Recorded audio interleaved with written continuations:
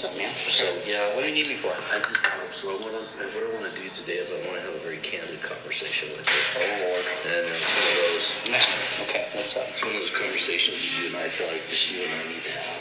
So, just putting it all on the table. We're talking about Octane a little bit more.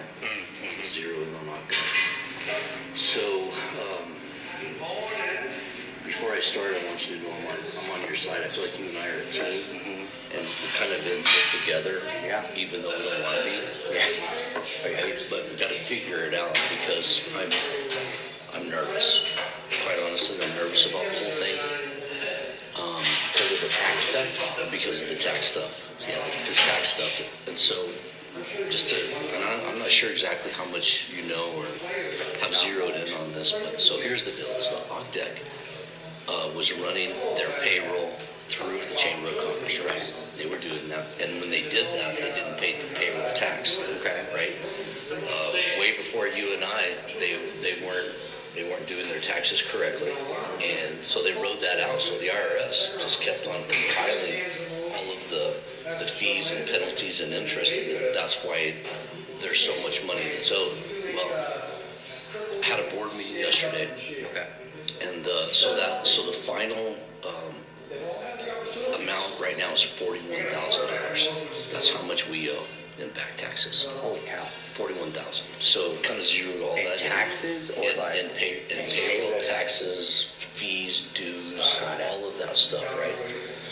So we did the best we could to see. Okay, well, because there were some Chamber of Commerce employees that were part of that. The reality is the majority of them were the highly paid, like I guess Perudu, Lamar Stevens. There's a few of them, excuse me, and that's where a lot of the money came from. So, anyways, to make a long story short, that's where the $27,000 came from. So, $27,000 of it is for MainStreet to pay that off, and then the Chamber of Commerce would pay everything else off. Okay. Right? That's just where we're at. I mean, it's one of those deals. So, this is the way the conversation went. This is why I'm talking to you. I know you know all that. So, during the conversation yesterday, it was an executive session, so it was just the executive board zeroing in on the numbers. The reality came out that we need that $27,000 as soon as possible before January 31st, because if not, when January 1st comes, then we get hit with another late penalty, fees, all of that stuff. So it's pretty significant. Have you guys talked to, so I made some phone calls the last, week or so, trying to track down who was the final person in charge of OCDEC, because I didn't know. And it was Tom French. Yeah, Tom French. Have you guys talked to Tom French? No. I haven't. I haven't talked to him because I feel like it's out of my lane now. So this is kind of where I'm going to start getting into some of the stuff that makes me concerned. So after we zeroed in on the money, then of course the next question is that, well, right? So it's taxpayer money, right? And you arbitrarily give money to a private entity. Clear violation of the law. Anti-donation clause. That money wasn't they there. were a 501c whatever, right? It doesn't matter. And so when they dissolved, they have to give that money to another 501c whatever. They have to give it back to the city of Alamogordo, the origination point. That's what they should have done. Got it. Honestly, that's what they should have, just legally. And I'm not trying to stir shit up. I'm relaying what happened yesterday in the board meeting so we can resolve this quickly. Yeah. The last thing I want to do is to blow this shit up. I have no desire to blow it up. So I found myself yesterday de-escalating. Everybody. because after the 27,000 came, then there was a lot of conversation and said, well, in all reality, they need to pay the entire tax, the tax penalty. They need to pay it all, the 41,000. So I had to gather my composure and say that's not fair. MainStreet had nothing to do with this. This is not a MainStreet issue. They do have the funds, but the reality reality is that they were intertwined with the Chamber of Commerce way before all of us. It's only fair that they paid their share and we pay our share. So it's like de-escalated. It even got to the point where they said we could technically go to court on this, and right. we could technically get it all, the $140,000, because at the time the Chamber of Commerce was OPTEC. You know, there's an argument there. Got it. And so again, I was able to bring everybody down. Say that's not what we're trying to do. That's going to destroy a lot of relationships. It's going to give a black eye to every single entity that we're talking about. It will give a black eye to us, to the Frenches, to Main Street, to the city. Oh yeah. We don't want to do that. I said we've already got the letter from the city. Let's just stay steady and you know, let's gather our breath. Yeah. You know, let's just everybody, because there's a way out of this. But so then the other conversation you need to have in your mind is, you know, because I'm assuming you're going to take it back to your board. Right. Right. You got to take it back to your board and you got to put it out there. So they're going to probably ask the same questions. And you have people on your board that will probably ask the questions of where did it come from? Oh yeah. The what's, whens, whys, all of that kind of stuff, right? Yeah. And they'll probably ask the same questions as complicity. Well, who is complicit in all this? First of all, who did this? Right. and was there even board approval? And then, of course, where's the rest of the money? Where's all that? It was like $300,000 or something. We got a check for $190,000 just mailed to us with a note that said dissolved, and the board voted unanimously for the remaining funds to go to actual Main Street. So, which is good. I mean, I think it's fine. So we took, you know, when we got that, obviously I was like, board meeting now. Mostly because I was terrified to have a check for $195,000 in my possession. And so the board, we met, and the board agreed to, okay, let me remember. The board voted to set aside 30 of it for facade squad grants. And they set aside 36 to cover a pay increase for my position so it bumped me from $40,000 a year to $52,000 a year, and they set aside 3 years worth. So 36, that would be 36. Yeah, they set aside $36,000 for that. Okay. And then our contract increased, and then they took the rest and they stuck it in a CD. That was the vote. So we stuck all that in a CD. A 1-year CD, and then this last October our 1-year CD sunset, and they stuck it back in another 6-month CD. So April-ish, that money will be done with its CD. So we put 130 or something in the CD is what ended up happening with that. Good. And so it's been sitting in a CD basically this whole time. The 30 that was pulled out for facade squads is sitting in one of our projects account, and then obviously 12,000 is gone because it went to my payroll. And then out of the 24 that's left, you know, I think they voted to pay a part-time 1099 employee on a 12-month contract at $17,000 something dollars, come out to like $16 an hour. So that's what happened with the board with the money. Right. So, yeah, that's all. Anybody could ask me and I could tell them that. I told Stephanie the whole story too. Sure. Yeah, absolutely. It has to be transparent. 100%. We're a nonprofit. Our funds are transparent. Like anybody could ask, you know, to see our records. Right. You know. Exactly. And so, anyways, you can see our dilemma. Yeah. You know, because we're getting hit compounded, and we've got to pay that off. So annoying. Because what I can see, because I have one attorney on my board. Amanda's not on my board anymore, so that would make that conversation a little easier. personal stuff will be out of it because she won't, because she's on a leave of absence. It has been for a minute now. I don't know if or when she's coming back. But I could see my board saying, this is on OCDEC. I think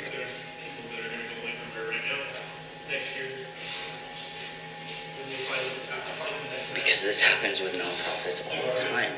They dissolve with all these outstanding bills, and then there's no one to go after because the nonprofit dissolved. That's what I was thinking. I've been thinking about it a lot since we had our meeting with Stephanie and we got the letter. I was like, it's just the standard nonprofit crap where they do this. They have outstanding bills, they dissolve, and then there's no one to chase anymore to settle the bills. I think my board's probably gonna want to bring Tom into the conversation. So in this particular situation, it's taxpayer money. And so the city does have the authority to activate legally and get it all back. Yeah. We don't want that. I don't want that for you. Well, and I don't know. I have to talk to our attorney about it before I get the board. In fact, I'll see if the attorney can come to the meeting. Because probably if it's before January, we're going to have to do an emergency meeting. Bring the attorney too. Because the board's going to want to know, can they come after us for the money, or are they going to go after the board members that were part of OCDEC when it dissolved? Are they the ones technically responsible for the money? Except that there's a lot of questions there, right? So this is the part I'm talking to you about, being very explosive and being very costly. Yeah. For everybody. You guys lawyer up, we lawyer up, they lawyer up. Yeah. And everything we've been working for could potentially just be. I know. And that's not what this board wants. That's not what you guys want. That's not what the city wants. And then also the city has the authority to cut funds from Main Street. Yeah. If there was pressure. And if there was any type of complicity in that, then that takes it to even another level. So that's why I'm meeting with you today, is maybe we just got to figure this out. We got to do it pretty quickly, just so people don't go back to the table saying, well, actually, that money belongs to the Chamber of Commerce. You guys can't have it. Right. Something. I don't even know. But I just need you to know what I know. Yeah, I appreciate it. And so we can tactically organize this, because I've got my board to a point where we just need to get that one thing taken care of, and then we'll pay the rest. I'm not sure how the hell we're going to pay it, but because we got to pay the rest of that, which is $25,000 plus. You guys haven't talked to nobody from the chambers reached out to Tom? Because he's really no longer. I mean, what are we going to tell him? You owe $27,000. He's going to say, I don't know, kid, I'm not part of OCDEC. But what could happen is, police can get involved. We can call the AG, and the AG can track that down, and if they did give the money, the taxpayer money, away without approval, then that's illegal. Yeah, approval from, who would they have had to get approval from? The city? Yeah, they'd have to get approval from the city, or if it was it state LIDA money, or it was city money, right? It was city money. So, and I don't think it was LIDA. It was a service contract. A service contract. Kind of like how we're set up with the city. Like, I'm sure like you guys are set up for the visitor center. Yeah. With a service contract. Right, but we have receipts like you can't believe it. Everything is tracked. Everything is documented. Us too. So, but to arbitrarily give money to a private organization, it's the anti-donation clause. It's illegal. You can't do that. I don't know though, because that doesn't make any sense. Because if they're a nonprofit, or they were a nonprofit, whatever they were, I don't know that much about OCDEC. Yeah, they were screwed. But it would be like us. We're on a service contract with the city, and we're allowed to give donations to private entities because of our service contract. Our service contract is supposed to cover our whatever we need for operations. information, and then our contract is our deliverables, our projects, right? They're paying us to do projects and rally the community and whatever. All right, well, I'll get my execs on a call today, and we'll just go from there. I mean, Claudia is already aware as the president, because she was there with the letter. Right. But I'll get the VP and the secretary and the treasurer on a phone call. And again, my direct concern is if we can't reconcile this before December 31st, then it's going to be more. And we keep on pushing it. Yeah. You know, that just gets us in a bad place. So I personally just don't see a way out of it. Right. Well, and I don't. Just paying for it. Yeah. Yeah. And it's just money. And it's just the risk. I mean, to me, the risk of you losing all of it, it makes no sense. Yeah. I mean, it just doesn't. So why would the board want to risk it all when we don't need to risk it all? I'll give you a letter that says that you guys are paid up. There's no harm, no foul. We're good. It's all reconciled. You know, so you guys can walk away from that. Yeah. And then we'll own the rest of it. I just don't want it to go into litigation. God, me neither, dude, because it'll break everybody. We're not rich. No. And could you imagine when Chris Edwards got a hold of that information? So I told the board yesterday, and it has nothing to do with us. The Chamber and Main Street and the city are all and dissolved OCDEC are all in litigation. Yep. Oh yeah, it'll destroy us. That'll be a nightmare. It'll absolutely destroy us. But you know, a check that's written, a letter that's given, good. We pay our side, you keep your money. You know, we keep working hand in hand to try to promote each other's entity, which I mean, we're one of the same. So, and we're the only two groups right now that are doing economic development, you know, for this area. We're the only two. And we're working our asses off. We're busting our asses. And so that's just another frustrating thing is that we're working so hard and then we inherit the ghosts of the past. It's like, what the fuck? Mm-hmm. It's very frustrating. Anyways. Well, I'll get the execs on a conference call. As soon as we leave here, I'll text them and say, hey, can we all hop on a conference call? See about scheduling an emergency meeting. And I hate to do that right before Christmas. I mean, because I was all good with, just a reality let's catch up right during Christmas and, hey, come back out and we'll figure this out. But the board said, no, because we're going to get hit with even more. Yeah. It'll be at least $3,500 that we'll get hit with. Jeez. So, and it's racking up quick, and the next thing you know, $100,000 in back taxes that we had nothing to do with. Are you willing to give me a copy of that letter you guys got so I could get it presented to the board during that emergency meeting? The copy of what? The penalty letter. Yeah, we can put that together. Okay. Yeah, absolutely. Yeah, I'm just trying to think of what the board's going to ask me for. Yeah. Copy of the penalty letter, and then, I don't know, if you guys have anything where I can show them, like OCDEC was on the line for this amount because of this much pay or whatever. Just anything you have like that I could present to the board when we have the conversation would probably help to help me talking to them. I think you can give me some of that information. Yeah, don't sure try. I'll give you everything that I can. I mean, check with your board if they're comfortable with it. Will probably help. And it's that's the crazy thing. So here's another complication is OCDEC taxes went through CCI, I think that Ledford. Oh, that's who did the tax prep. So we don't have access to any of that information. I mean, he's in jail, and CCI won't give it to us. So there's that. But we do have the IRS bills, if you will, and you can see the time frame when OCDEC was involved with it. So. Yeah, and I don't think it was anything that they did that was malicious.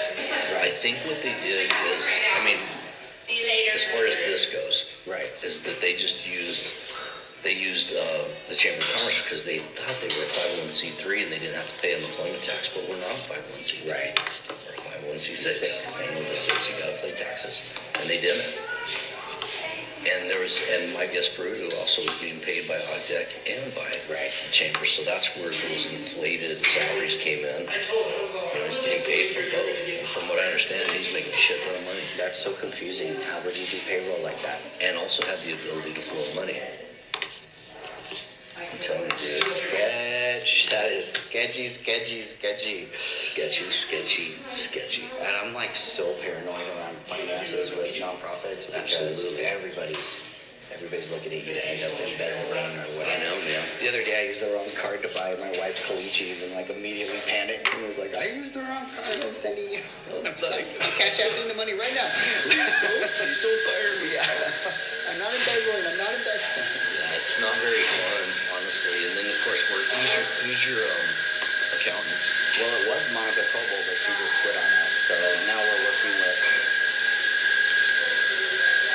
Cooper.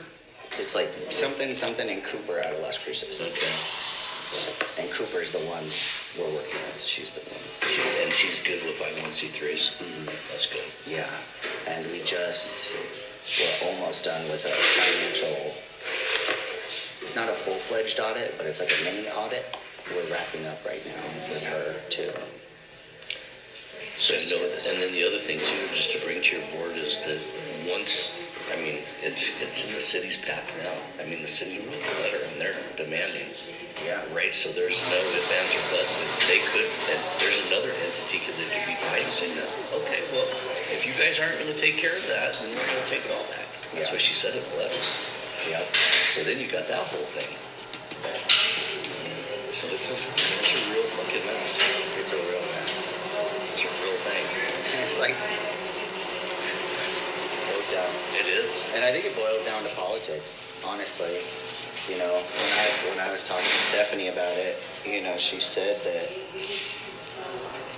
Brian was in a pissing contest with Jim.